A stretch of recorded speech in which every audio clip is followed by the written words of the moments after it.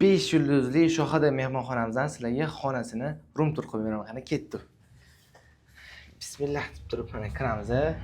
Kirganimizda o'ng qo'limizda sanuzil kursiylar bo'ladi, sharoitini mashalloh katta qilib qo'yilgan. Bu yoq tarafda mana kursiylar bo'ladi, choy, kofe, suv, tefal hamma sharoitlar qilib qo'yilgan.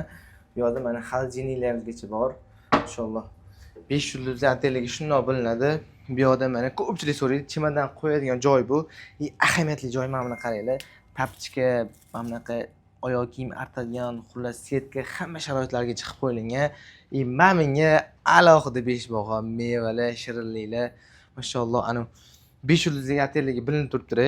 Bu yoqda mana kursiylar bo'ladi. 2 kishilik xona joylashuvimiz, masofasi, kengligi, kattaligini kursiylar bo'ladi. Bemalol tiqilib qolmagan. Bu yoqda televizorlari bor, mana bu lampalari bor. Kursiylar bo'ladi. Shunday resepsiyonga telefon qilsanglar bo'ladi, bloknot, ruchka, xullas hamma sharoitligini Xudo xolisa qilib qo'yishgan. 5 yulduzli otelimiz. Mana bu yoqda kursiylar bo'ladi. Sumkalari, seyflari, vishilkalari, bu yoqda nimamiz bor? Mana bu yoqda kursiylar bo'ladi. Yana zapasnoy vishilka, zapasnoy yastuv, dazmol, xullas hamma sharoitlar bor inshaalloh. Mana shu Shohada mehmonxonamizning 2 kishilik Xudo xolisa joylashuvi.